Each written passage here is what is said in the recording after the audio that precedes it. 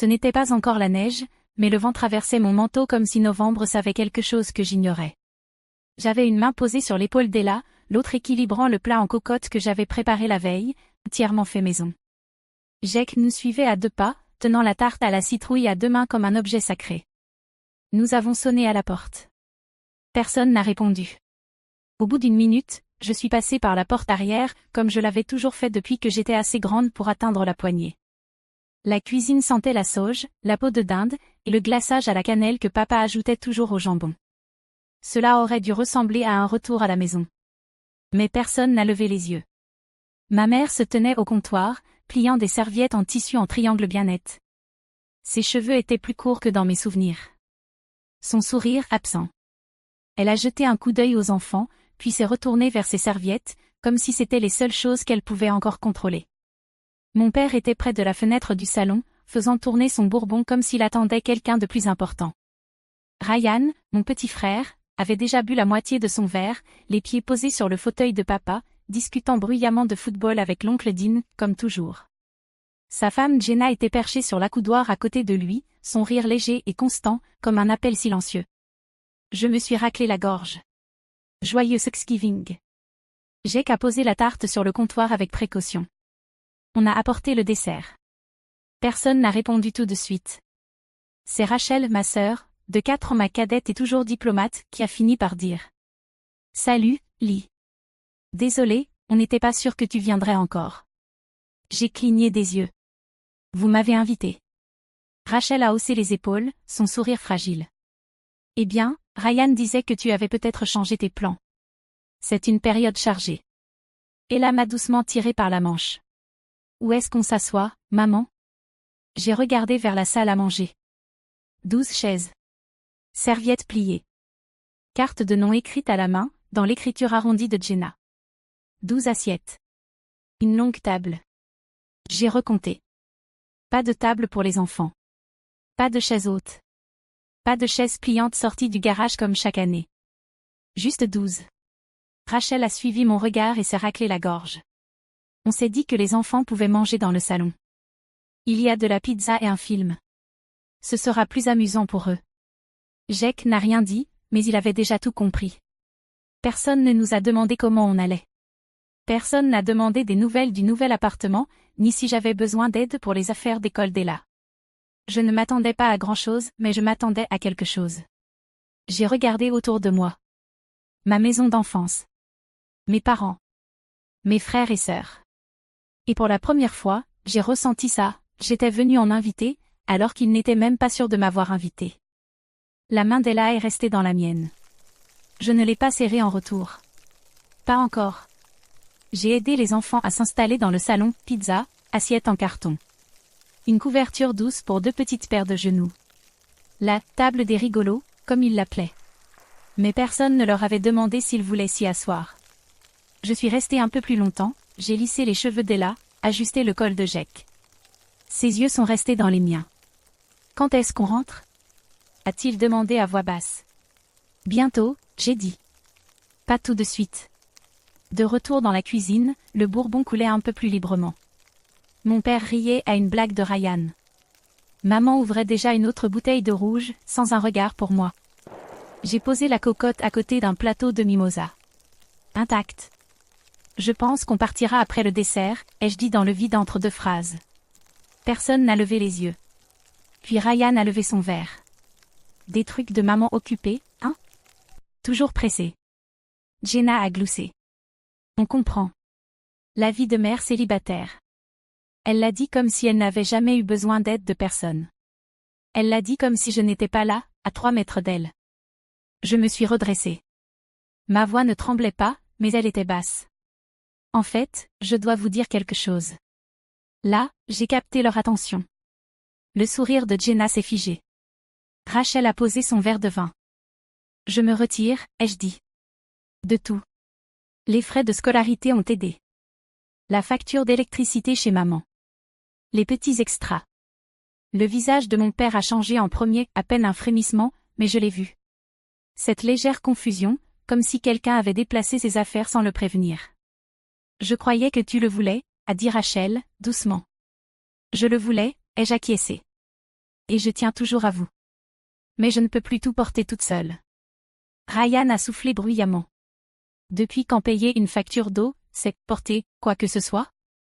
Je l'ai regardé. Il n'avait pas remboursé ses prêts étudiants depuis 10 ans. Mes parents payaient encore son assurance auto. Mais je ne l'ai pas dit. Je fais ce qui est le mieux pour moi et les enfants, ai-je dit à la place. C'est tout. Personne ne m'a remercié pour ce que j'avais fait. Personne n'a demandé, pourquoi maintenant? Ma mère a fini par parler. On ne t'a jamais rien demandé. Le silence qui a suivi n'était pas gênant. Il était définitif. J'ai attrapé le pull d'Ella sur le dossier d'une chaise et l'ai replié sous mon bras.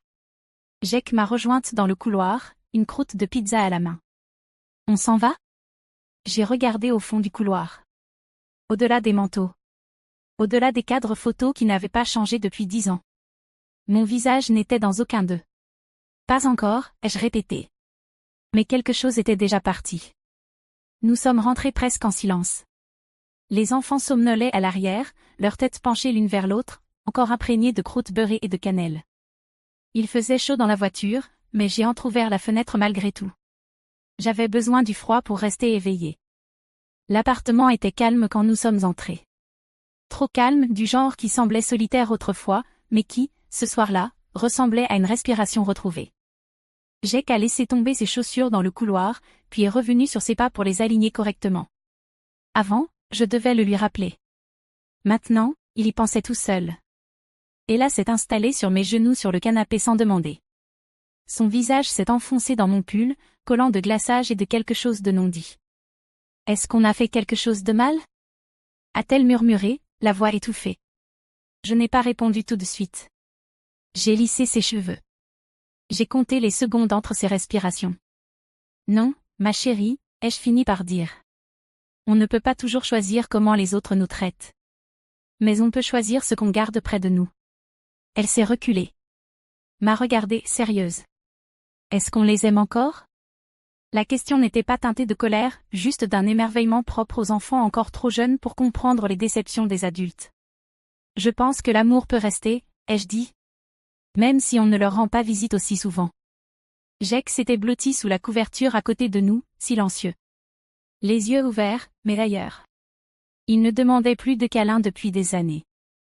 Mais il a posé sa tête contre mon bras. Et ça suffisait. Nous sommes restés comme ça un moment. Pas de télé. Pas de bruit de fond.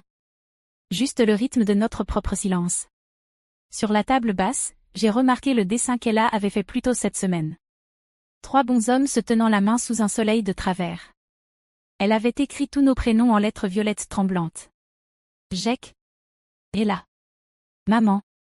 Pas de grands-parents. Pas de cousins. Personne qui manque. Personne en trop. Je n'y ai rien ajouté. Je ne l'ai pas corrigé. J'ai juste pris un aimant et je l'ai accroché sur le frigo, là où on le verrait tous les matins. Dehors, le vent emportait les dernières feuilles sur le trottoir. Dedans, on était exactement là où on devait être. Le premier appel manqué est arrivé mardi, Rachel. Puis 2 de ma mère. Un d'un numéro inconnu. Je savais que c'était papa. Il n'a jamais enregistré son propre contact. Je n'ai pas répondu.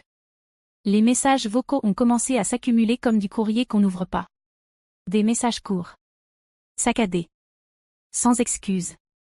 Juste des fragments de phrases qui ne savaient pas où atterrir. Salut Alissa. Juste pour savoir si t'es bien rentrée. Les enfants avaient l'air bien. On a quelques petits soucis avec la maison. Rien de grave, juste, ce serait bien de parler. Ton père te passe le bonjour. Vendredi, Jenna m'a envoyé un message, sur Instagram. Même pas un texto. Coucou, juste pour te prévenir, Ryan a des ennuis. Ce serait bien que la famille se voie. Dis-moi quand tu peux passer. Pas de comment vas-tu? Pas de tu nous manques.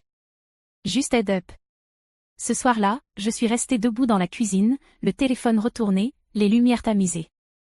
Jake dormait sur le canapé, un livre de bibliothèque glissé de sa poitrine. Ella fredonnait toute seule dans la baignoire, rejoint sa chanson préférée de mémoire. Je me suis appuyée contre le comptoir, regardant la lumière rouge des notifications clignoter comme un battement de cœur. Je n'ai pas appuyé sur lecture. Je n'en avais pas besoin. Il ne me contactait pas parce qu'il se souvenait de ma valeur. Il me contactait parce que quelque chose s'était fissuré. Le lendemain, Rachel est venue. Elle n'a pas appelé avant, elle a juste frappé, un sac en papier rempli de donuts à la main. Comme si on était encore à la fac. Comme si c'était encore le brunch du samedi matin, avant que le monde ne devienne compliqué. Elle avait l'air fatiguée. Son rouge à lèvres effacé. Ses yeux fuyants. « Je peux entrer ?» a-t-elle demandé. Je me suis écartée. Elle ne s'est pas assise tout de suite, elle est restée près du comptoir, tripotant une tasse qui n'avait pas besoin d'être lavée. C'est Ryan, a-t-elle dit. Il a peut-être enfin non, il a fait une bêtise. Et maintenant, maman et papa sont, disons pas au mieux non plus. J'ai attendu. Elle m'a jeté un regard prudent. Ils auraient vraiment besoin de ton aide pour régler tout ça. Voilà. Pas on peut parler? Pas on est désolé. Juste le calcul implicite, tu es celle qui répare les choses. Mais ce poste, je ne l'occupais plus. Je suis contente que tu sois venue, ai-je dit doucement.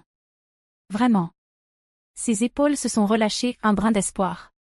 Mais je ne pense pas être la personne qu'ils doivent appeler. Rachel n'a pas protesté. Elle a juste fixé la tasse, puis hoché la tête comme si quelque chose s'était enfin résolu. Avant de partir, elle a regardé une dernière fois l'appartement. Tu as vraiment réussi à faire de cet endroit un foyer. Je ne lui ai pas dit que c'était les enfants qui avaient fait la plus grande partie du travail. Je n'ai rien entendu pendant 6 jours. Puis les emails ont commencé. Pas pour moi. L'école de Jack. La garderie d'Ella. Les deux avaient mes parents comme contact d'urgence. Les deux signalaient des paiements échoués. Ensuite, un appel de mon ancienne conseillère bancaire.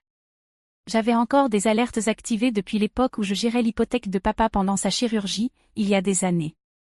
Juste un petit avertissement de courtoisie, a-t-elle dit. Ton père a ajouté quelqu'un de nouveau au compte le mois dernier. Il y a eu, de l'activité. Activité. C'est comme ça qu'on dit que quelqu'un a retiré 19 000 $ en 2 semaines. Ce quelqu'un, c'était Ryan.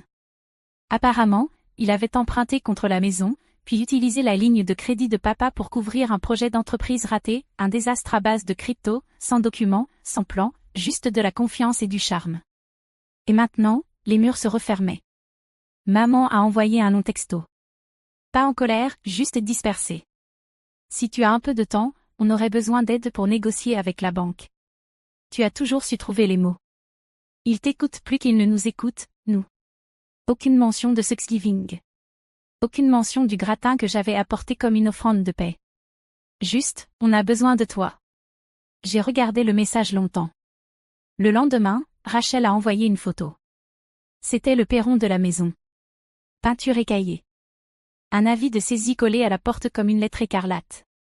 Elle n'a mis aucune légende. Elle n'en avait pas besoin. Ce soir-là, Jack m'a entendu bouger la vaisselle plus bruyamment que prévu. Il est entré, se frottant les yeux à moitié endormi. Ils ont des ennuis, hein? A-t-il demandé. J'ai hésité, puis j'ai hoché la tête. Oui. Ils en ont. Il a baissé les yeux vers le sol, ses orteils recroquevillés contre le carrelage froid. Est-ce qu'on va les aider? Je me suis agenouillée à côté de lui, une main dans son dos. On va faire ce qui est le mieux pour nous. C'est ce que j'ai promis. Il s'est blotti contre moi, petit, chaud, confiant.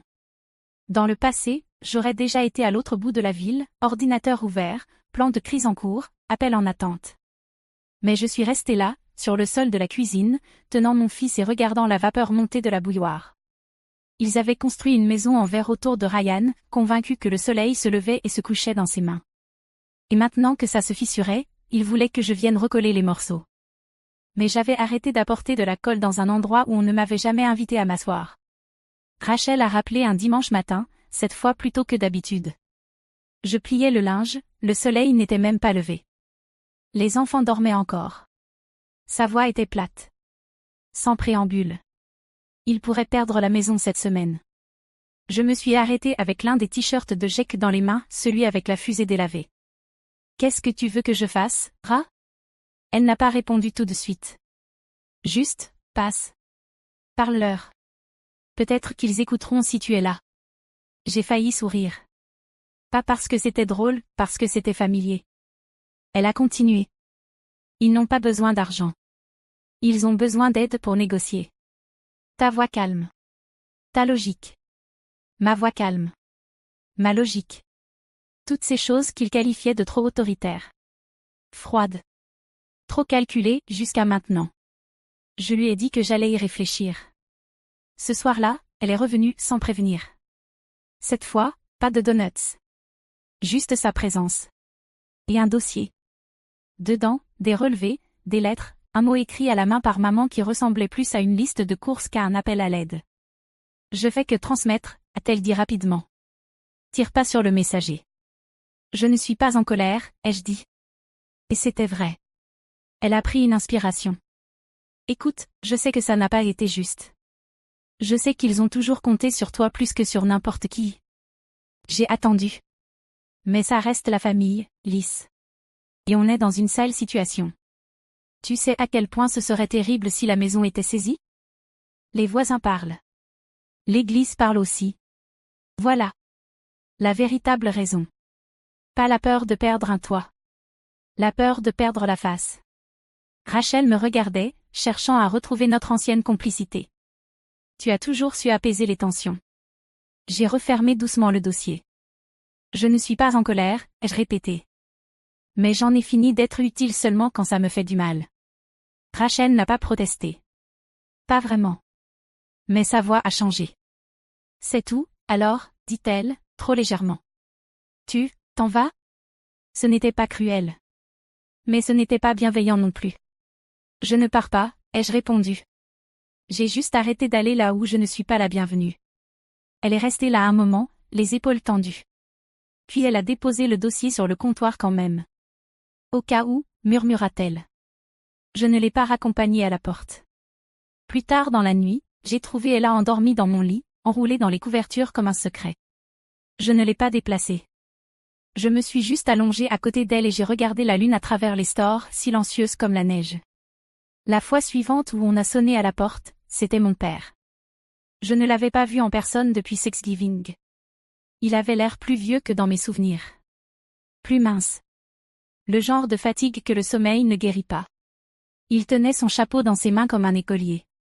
Il a dit mon prénom une fois, doucement. Je peux entrer? Je n'ai pas répondu.